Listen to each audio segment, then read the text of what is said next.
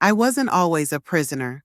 I was known as Allison Jennings, a mother, an accountant, the neighbor who brought pumpkin pie for Thanksgiving. I lived in a house with a white picket fence and daylilies by the porch. But one day, my son stopped sleeping through the night. He started to flinch at the sound of the door. He said only 2 words, and that's where it all began.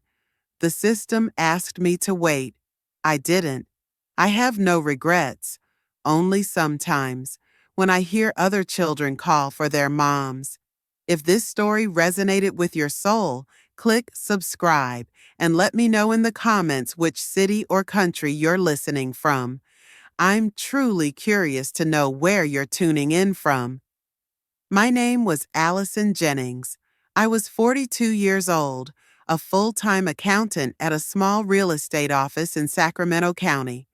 I lived in a modest 2-bedroom house on a quiet cul-de-sac, the kind with trimmed lawns, wind chimes, and welcome mats that said things like, "Family is everything." My house smelled like cinnamon, old paperback novels, and something that I can only describe as safety. It wasn't luxurious or large, but it was ours, mine and Jacob's, my son, 8 years old and all freckles, long lashes, and too many questions about stars and dinosaurs. Since my husband died in a highway accident 3 years earlier, our world had shrunk down to just the two of us. And somehow, that made things clearer, simpler. I woke up every morning at 6:15. I brewed coffee, made instant oats with a pinch of nutmeg, packed his lunch with a sticky note smiley face, and walked him to school down Sycamore Lane. Then I'd drive to work, where spreadsheets and tax reports waited like clockwork puzzles. My numbers always matched. My files were always labeled. My desk drawer held a framed photo of Jacob holding a leaf like it was a treasure. At 5, I clocked out, picked him up, and we went home to do homework, eat dinner, and read 3 chapters of whatever book we were in the middle of. It was always 3, no more, no less. He liked the structure. I needed it. At night, Jacob asked me to keep his nightlight on, and I always did. A small plug-in shaped like a rocket ship glowed softly next to his dresser. I had left it there the day after we buried his father. That night, he hadn't cried. He had just held my wrist and said, "Don't leave it dark." And I hadn't, not once since. Sometimes, when he was asleep, I'd sit just outside his door and listen to him breathe. I had an old handheld recorder from my college days that I started using again, capturing his laugh, the way he mispronounced certain words, or how he hummed when coloring. I'd play them back when I washed dishes. It made the silence feel less lonely. Everything felt ordinary and manageable. I paid the bills. I mowed the lawn. I had neighbors who waved and a boss who trusted me. Nothing prepared me for the sound that shattered it all. One night, Jacob sat bolt upright in bed, his face pale and wet with sweat. He hadn't screamed, but I had heard one, clear as day, echoing through my ribs like a church bell. A scream that never left my throat but rang inside my bones. The next morning, he was quiet. Not sleepy, quiet. He watched his cereal turn soggy without touching it. He didn't want to wear his favorite hoodie. He walked behind me instead of next to me on the way to school. His teacher emailed to ask if everything was okay. I said yes, but it wasn't. Days passed, then weeks, and small things changed like falling dominoes. His drawings darkened. He had always drawn bright things, sunsets, astronauts, trees with faces. Now they were all black ink and jagged lines. He started sitting with his shoulders hunched like someone trying to disappear. When family friends came by, especially Carl, our neighbor across the street, who used to babysit Jacob when I worked overtime, my son would vanish. He'd find any reason to be in another room. I noticed, but I didn't understand. Not yet. Carl had been in our lives since before Jacob was born. He was my husband's closest friend. They'd grown up in the same neighborhood, played baseball together, went fishing every Memorial Day. After the funeral, Carl became something of a lifeline, fixing our fence when it broke, bringing over casseroles, helping Jacob with his bike chain. He was around, maybe too much, but I was grieving, and he seemed kind, dependable, familiar. When I asked Jacob what was wrong, he shrugged. I asked again, and again. I offered ice cream, games, trips to the zoo. He didn't speak about it. He just started sleeping in my bed again. One night, I woke up to find him clutching my arm so tightly, his nails left half moons in my skin. I pulled him close, and he whispered something that froze every nerve in my body. He said, "He touches me." Just that. Quiet, final, no tears, no explanation. My hands went numb, my throat locked. I felt myself split into two women, one who wanted to cry and scream and shake the world into believing, and another who stood perfectly still, heart pounding with the force of an approaching train. That was the moment the world shifted. My house, once a sanctuary, now felt infested. The rocket ship nightlight no longer looked like a toy, but a beacon for danger. The cinnamon scent made me nauseous. Every room echoed with memories that had curdled into suspicion. I stopped baking. I stopped listening to the recorder. I turned off the porch lights. Every time the doorbell rang, I flinched. I went to the authorities. I followed the steps. I filled out forms. I waited for someone to do something, but they didn't. And in that stillness, something inside me, something that had once been soft, cracked open. The woman I used to be, the mother who color-coded snack drawers and kissed bruises better, began to disappear. And another woman stood in her place, a mother with shaking hands, a mother who counted Jacob's breaths like currency, a mother who would not, could not, sit still while the world failed her child. The day Carl came back, uninvited, with a smirk and a plastic bag of old comic books, just for Jacob, I stood at the top of the stairs and felt something die inside me. Not fear, not doubt, just the fragile belief that systems worked and justice would come if you waited long enough. That belief died right then, and all that remained was me, a mother, a woman standing between her son and something unspeakable.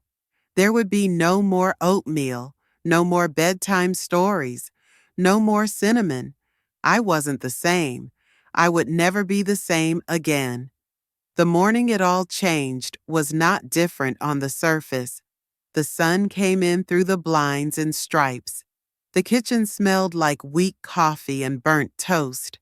My son sat at the table, legs swinging gently, his cereal getting soggy while he stared out the window with a strange emptiness in his eyes.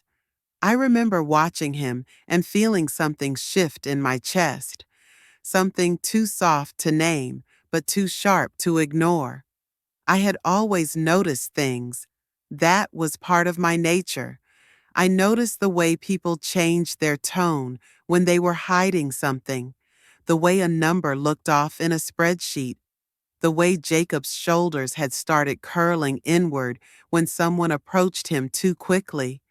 I noticed he no longer jumped into my arms after school, but instead walked past me with a distracted nod.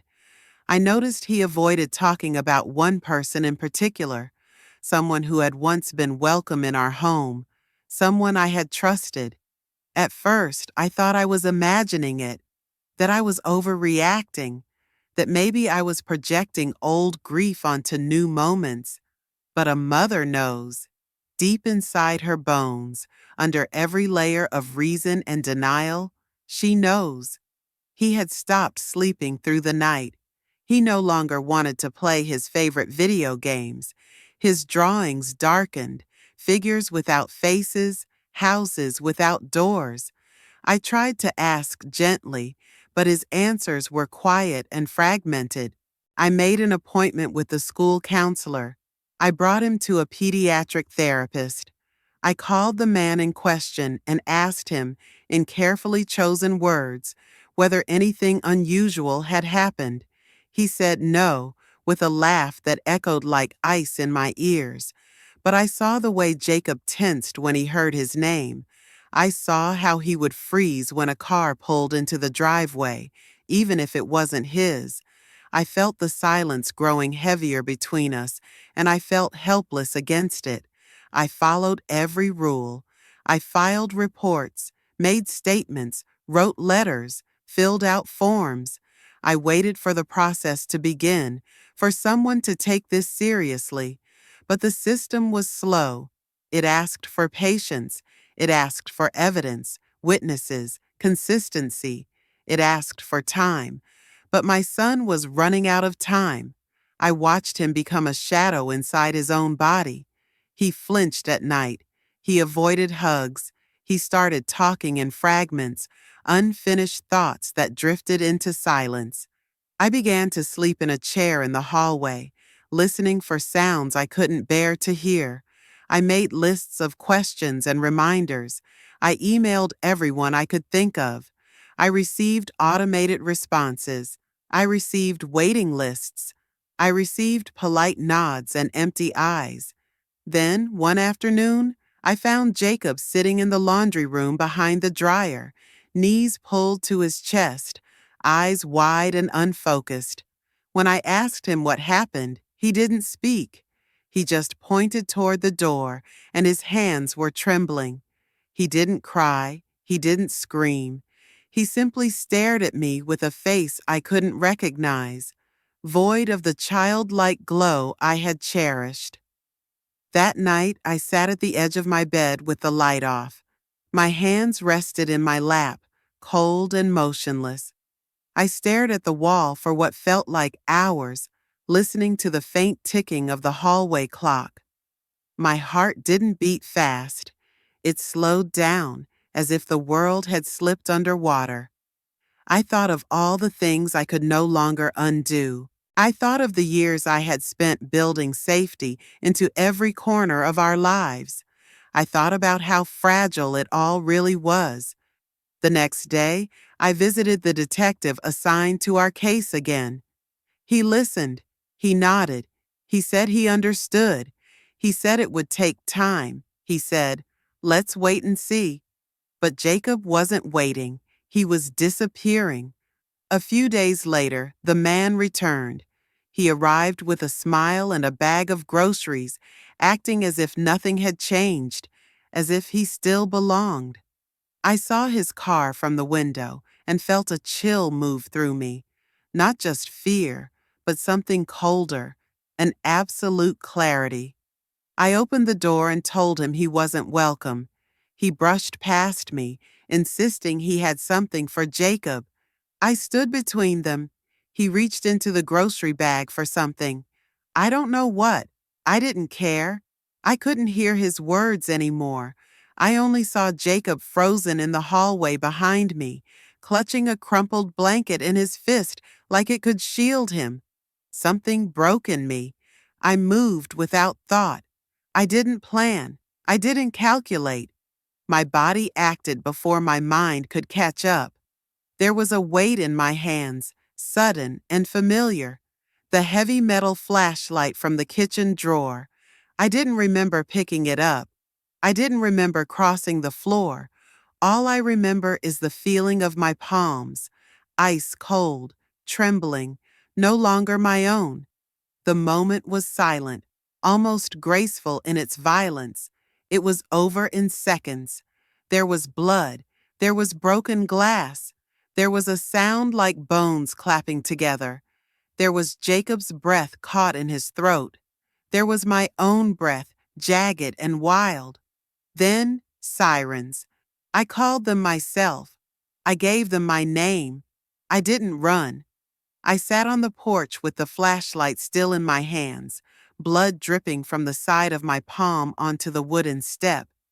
I looked at Jacob, standing inside the doorway, his face pale, but his shoulders no longer curled. When the police arrived, they shouted commands I barely heard. They handcuffed me gently, as if they sensed something was different. One of them asked if there was someone who could stay with the child. I gave them a name. I watched them lead Jacob away, wrapped in a blanket. He looked back once. Our eyes met for less than a second. The metal cuffs stung against my skin. The flashlight lay on the ground like a forgotten relic. The porch smelled like sweat and rain. Inside the cruiser, my hands wouldn't stop shaking. They weren't shaking from fear or guilt. They were shaking from something I didn't yet understand. Something cold, something final, something that lived deep in the place where motherhood and survival intersect. I didn't cry. I stared through the window as the world passed in blurs of color and shape. I wondered how long the red stain would stay on the porch. I wondered if Jacob would sleep better that night. I wondered what the law would call what I did. I already knew what I called it. I called it protection. The first thing I remember was the sound of metal doors closing behind me. Not slamming, not banging, just closing slowly, like the sealing of something final. That sound didn't echo. It pressed in. It wasn't dramatic. It was mechanical, practical. It told me nothing would open unless someone else decided it should. The hallway was narrow, the light was dim and yellowed, and the air was thick with something more than disinfectant, something human, used up, heavy. I walked between two officers without speaking. My wrists were sore from the cuffs, my skin raw where they had rubbed. I didn't ask questions. I didn't look at anyone. I felt my own heartbeat in strange places, behind my eyes, in my throat, in the joints of my fingers. Everything I knew about myself had been reduced to the weight of my steps on the concrete floor. They took my name again, my fingerprints, my clothes. I stood in front of a woman who barely looked at me and lifted my arms when she told me to. The fluorescent lights above me buzzed faintly. I kept staring at a crack in the tile on the far wall while she went through the routine. I became a number. I was issued undergarments that didn't fit and a faded beige uniform with a serial stitched over the heart. I wasn't Allison anymore. I was something categorized, processed, stored. They handed me a mesh bag with two small toiletries, a toothbrush the size of my palm, a comb with 4 teeth missing, and a packet of powder that was supposed to pass for soap. My wedding ring had been bagged, labeled, and stored somewhere I'd never see. No one told me what time it was. There were no clocks on the walls. The walk to my cell felt longer than it was. I passed other cells, other faces, some curious, some detached, some with eyes that pierced through me like knives sliding through soft fruit. I avoided looking at them. I kept my hands by my sides and my head level. The officer guiding me didn't speak. She had a tired expression, as if everything she saw was predictable. My cell was small. The ceiling was low. The bed was a slab of metal with a thin mattress, the kind that barely yielded under weight.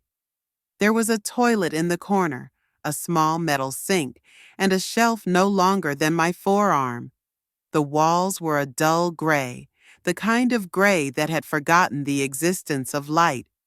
There was no window, no clock, no sound beyond the occasional echo of footsteps and the muffled voices of women in other cells, rising and falling like wind through broken glass. I stood in the center of that space, holding the bag against my chest, and waited for someone to tell me what to do. No one did. The door closed. The lock clicked. The silence was not silent. It had layers. My ears began to adjust. I heard the hum of the ventilation, the drip of a leaking pipe, the low thump of footsteps 2 corridors over, someone coughing, someone crying, someone shouting and being ignored. I sat on the bed and felt the coolness of the mattress creep through the thin fabric of my uniform like water through cloth. I didn't cry. I didn't scream. I didn't curse the world or ask for a lawyer. I didn't pray. I sat with my hands on my knees, watching the opposite wall, and tried to figure out how to be something new. The first night passed in fragments. The light never fully turned off, only dimmed. My eyes stung from exhaustion, but my mind wouldn't stop cataloging details. The texture of the blanket, the smell of the plastic pillow, the rust-colored stain under the sink, the hairline crack in the cement floor that split beneath the cot like a fault line. I lay curled, facing the wall, counting every breath, one by one. My body trembled from stillness. I thought about Jacob. I imagined his face when he was a baby, his tiny hands gripping my thumbs. I imagined him at the kitchen table, his cereal untouched. I wondered if he was safe, if someone had remembered to give him his allergy medicine, if he had asked where I was, if anyone had told him the truth. On the second day, I was moved to a shared cell. They told me it was routine. I was assigned to a 2-person unit. My new cellmate was a woman with sharp eyes and a buzz cut. She didn't say much. She claimed the top bunk with a look, and I didn't argue. Her presence was not violent, but it was firm. I learned quickly that conversation wasn't expected. Silence was safer. Questions were currency, and I didn't have any to spend. The routine settled over me like a second skin. Wake up before the lights fully rise. Stand for count. Eat food that came on beige trays, lukewarm and indistinguishable. Time outside was limited to a concrete yard with walls so high you couldn't see anything but sky. I began to measure time not in hours, but in occurrences: meals, counts, lights, shouts, sleep. I stopped using my name. No one else did. I was Ma'am or Jennings, or just the woman from Pod C. I learned not to look too long at anyone, not to eat too slow, not to leave my toothbrush anywhere visible. I learned that kindness was not free, that every favor had weight, and that vulnerability was a scent that others could smell. At night, I lay on the lower bunk with my knees pulled to my chest, feeling the springs above me creak when my cellmate turned. I listened to the faraway voice of someone reciting Bible verses from memory. I heard laughter that didn't sound real and crying that didn't ask for comfort. The loneliness was not loud. It was granular, slow, the kind that seeps into your bones and stays there, humming. I missed silence, the real kind, the kind with warm blankets and ticking clocks and breathing from the room down the hall. I missed the weight of Jacob asleep against my shoulder. I missed my kitchen, the one with burnt toast crumbs and jam smudges on the fridge handle. I wrote letters, at first, to Jacob, long letters he couldn't read yet, filled with stories about dinosaurs and constellations and why chocolate chip pancakes were better than blueberry. I didn't know if they would reach him. I wrote anyway. It made the days feel less empty. I folded each page slowly, as if my hands could somehow press comfort into the paper. Then I wrote letters I never sent, to Michael, to myself, to the version of me who used to believe that life was something you could control if you followed all the rules. In that cell without windows, time stopped being linear. It bent inward. I forgot what day of the week it was. I forgot the date. My body kept time better than my mind.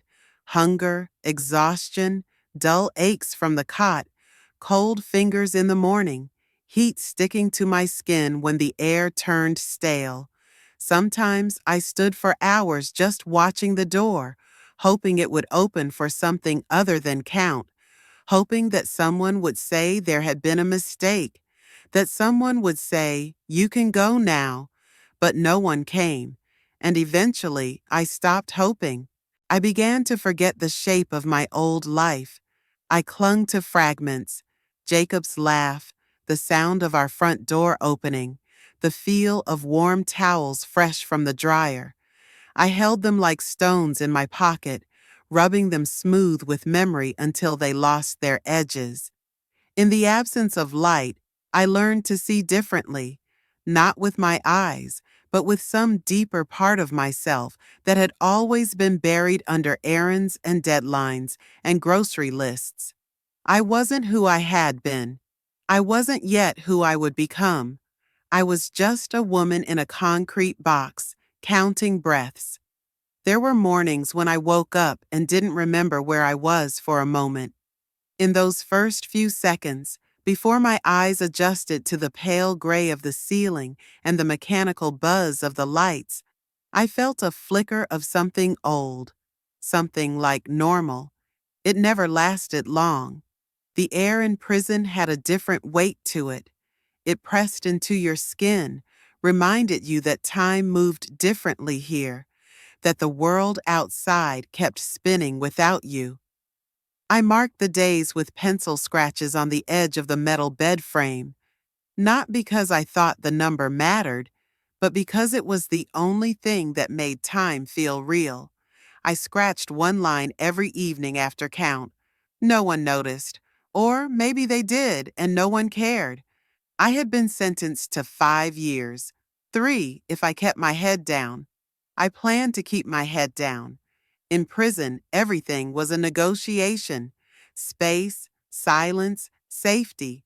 You learned who to speak to, when to disappear, when to offer a nod, and when to walk away. I worked in the laundry. Folding sheets gave my hands something to do. I liked the rhythm of it: crease, fold, press. It was the only part of my day that felt predictable. Sometimes I imagined folding Jacob's clothes again: tiny t-shirts with dinosaurs, socks too small for my fingers to grip properly. I wondered how big his feet were now. I wondered if he still lined up his toys before bed. I wondered if he missed the nightlight I used to leave on. I wrote to him every week. The prison offered yellowed paper and small envelopes with prepaid postage. I poured pieces of myself into those letters: memories, made-up bedtime stories, silly facts about animals. I wrote about the moon phases, about the time he built a tower out of spaghetti and marshmallows, and told me it was a rocket to Mars. I never wrote about the cell, or the routine, or the other women. I wanted him to have something soft to hold in his mind when he thought of me. I didn't know if the letters reached him. No one ever said. The foster family assigned to him wasn't obligated to reply. But I kept writing, because it was the only way I knew to keep the thread between us from snapping completely. One day, months into my sentence, I received a postcard. It came folded inside a larger envelope, plain and without return address. The front showed a cartoon dog in a superhero cape. On the back, 2 words in block letters: I remember. I held that card in my hands like it was glass. My fingers trembled. I read the words again and again until they sank beneath my skin. I pressed it to my chest, felt its edges through the fabric of my uniform. I didn't cry. The tears had dried long ago, but something inside me cracked open. Not pain, not relief, something quieter, something like breath. That night, I slept with the card tucked under my pillow. The other women kept their distance. I wasn't part of a group.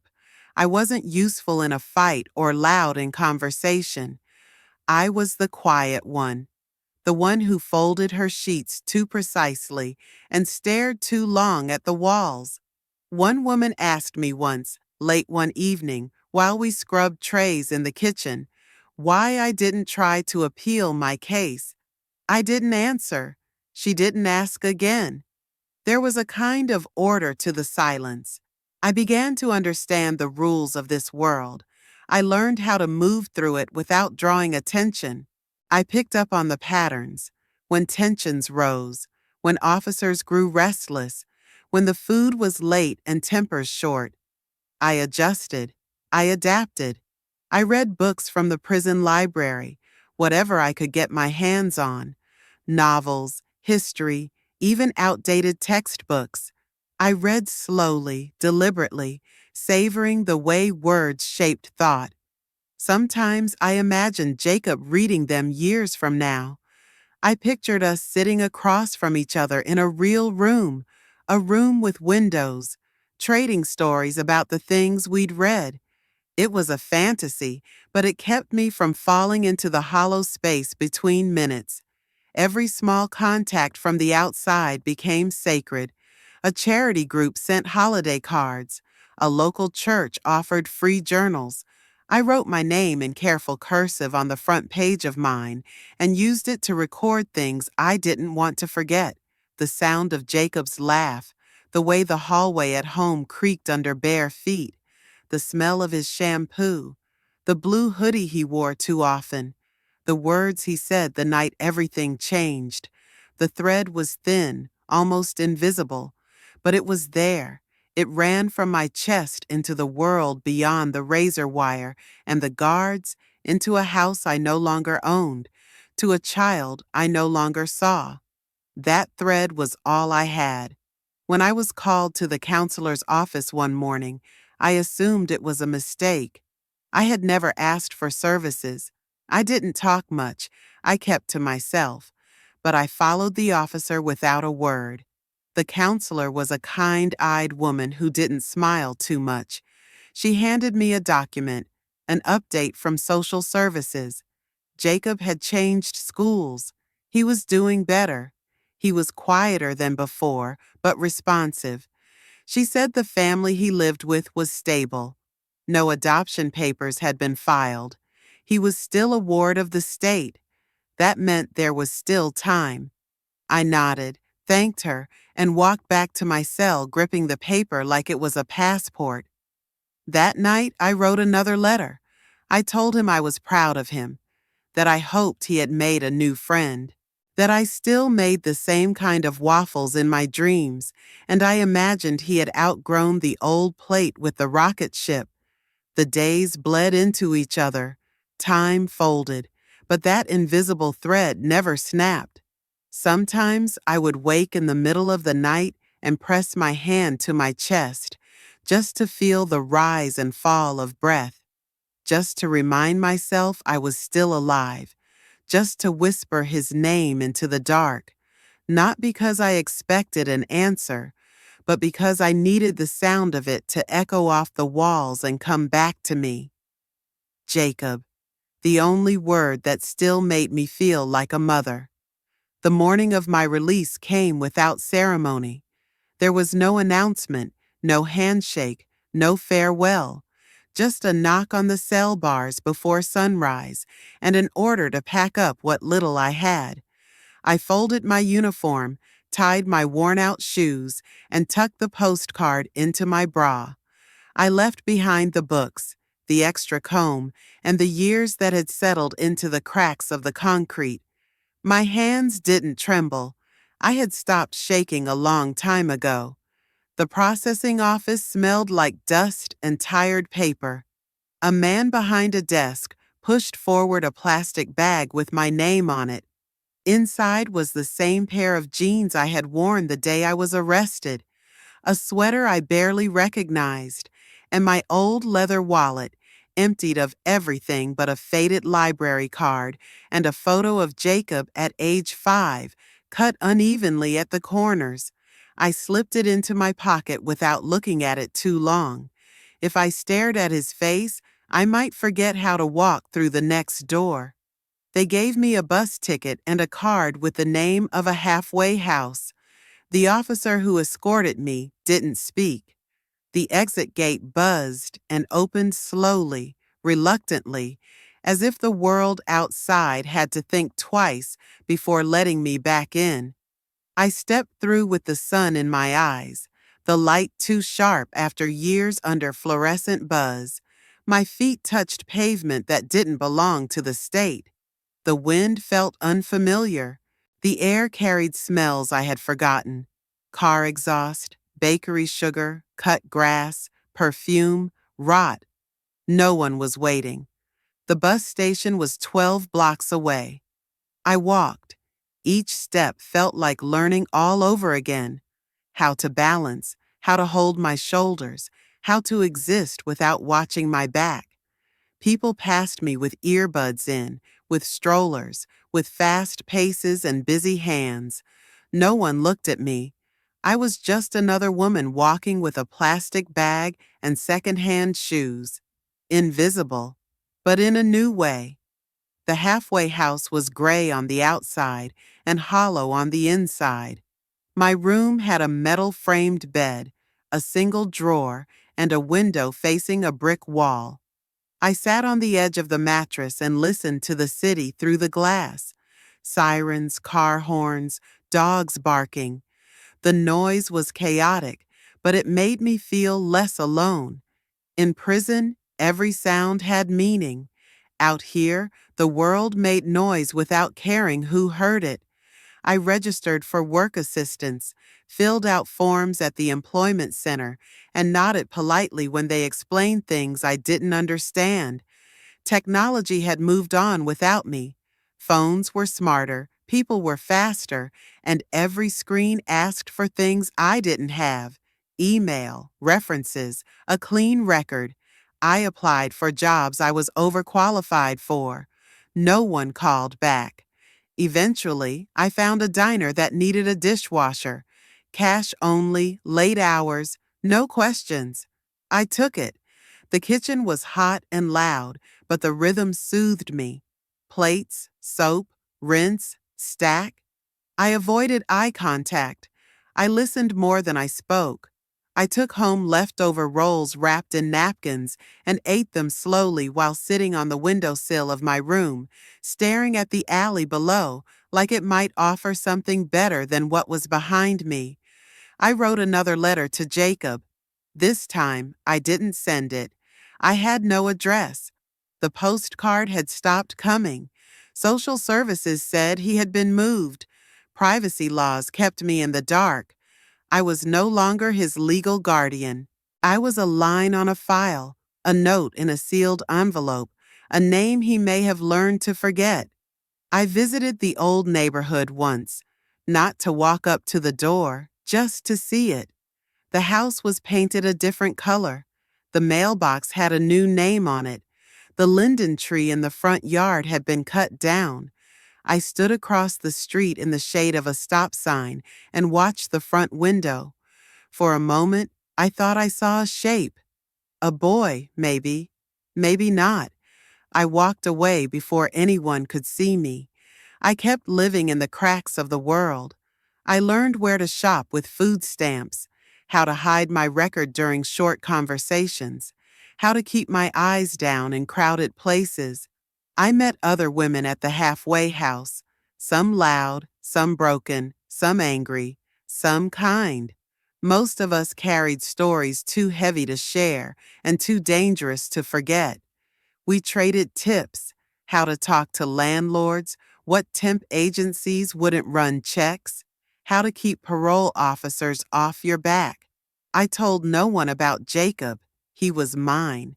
My silence protected him in ways my presence no longer could. The world outside prison was not made for returning. Doors closed politely. Smiles ended quickly. Every kindness came with suspicion. I learned to stop expecting anything.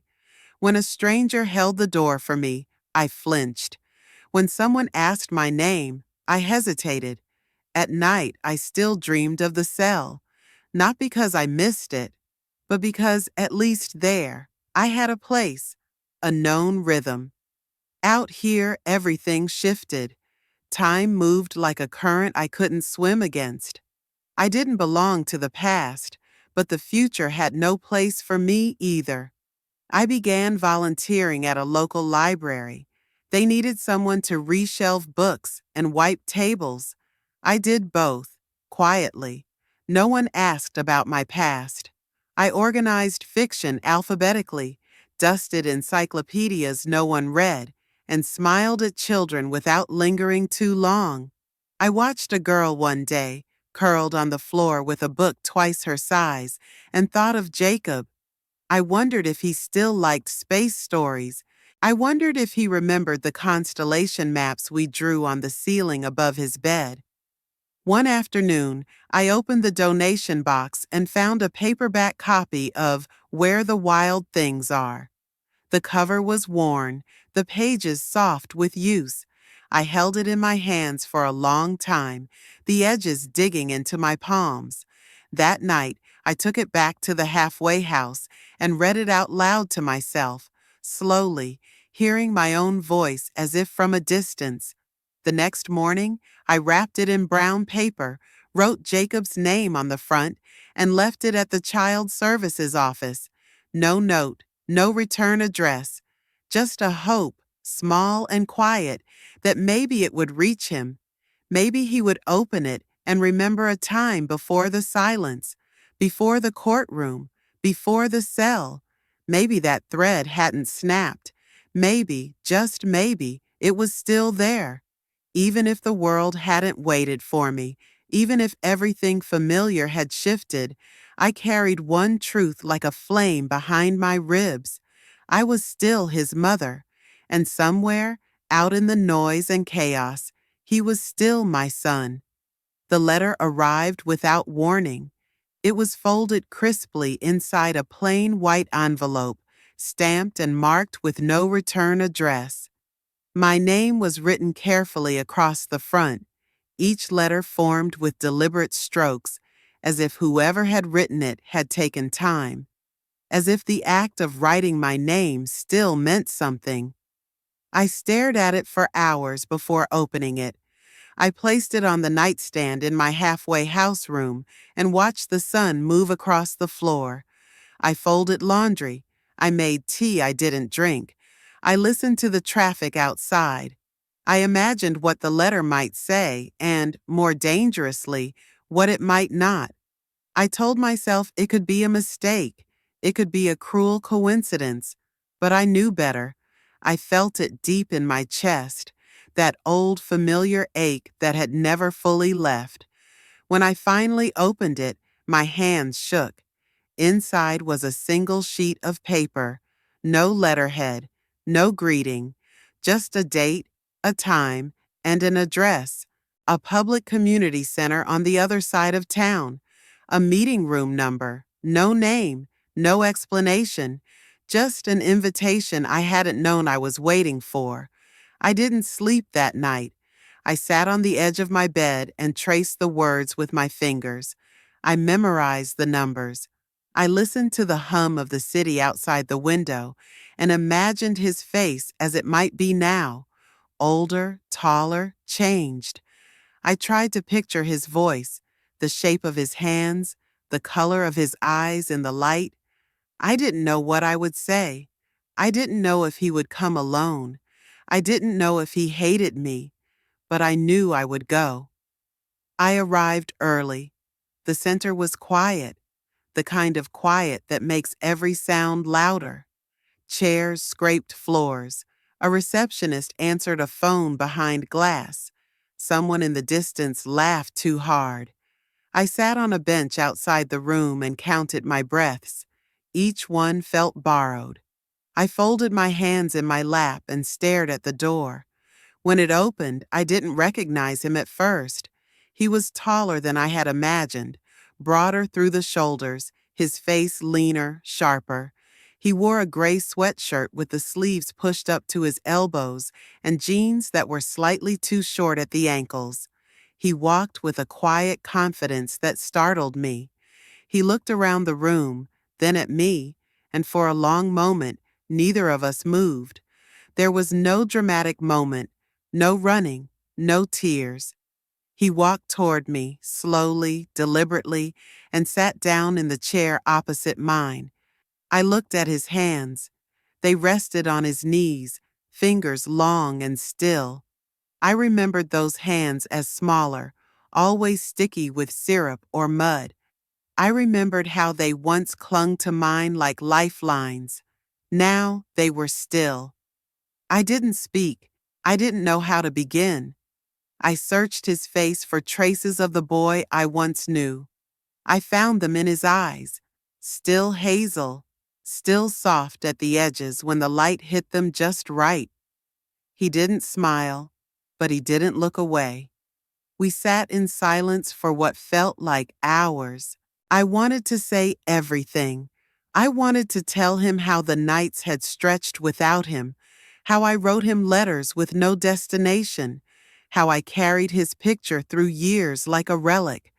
I wanted to tell him that I had never stopped being his mother, even when I was no longer allowed to call myself one. But I didn't speak. I couldn't trust my voice. Instead, I reached into my bag and pulled out the small paperback book, the one I had carried with me for months, the one with the creased spine and dog-eared corners, where the wild things are. I placed it gently on the table between us. He looked at it without touching it. His eyes lingered on the cover. I watched something flicker in his expression. Recognition, maybe? Memory. I slid it forward. Still, he didn't speak. He reached for the book and held it in both hands. His thumb traced the edge of the cover slowly, thoughtfully. I watched his throat tighten as he swallowed, watched his shoulders rise with a breath he didn't let go of right away. Then he nodded. Not a large gesture, just enough. That was all. He stood first, tucked the book under his arm. He didn't say goodbye. He didn't promise to write. He didn't offer a future. But before he turned to leave, he looked at me one last time, straight into my eyes. There was no accusation, no warmth, just acknowledgement, a recognition of existence. He walked away, and I didn't follow. I sat in the chair long after he disappeared down the hallway. My hands rested in my lap. My body felt heavy, like I had been holding my breath for years and didn't know how to exhale. The book was gone. The chair across from me was empty. But the silence left behind wasn't the same. It wasn't filled with loss or fear. It was filled with something else. I didn't know if I would ever see him again. I didn't know if the book would sit untouched on a shelf or be read until the pages fell out. I didn't know what he thought of me, but I knew he had come. He had chosen to look at me even just once. He had sat in a room with me, and he had not turned away. That was enough. Not closure, not redemption, but something quieter.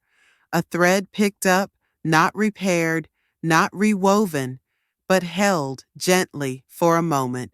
A meeting without words. And the breath I had been holding for so long finally left my body.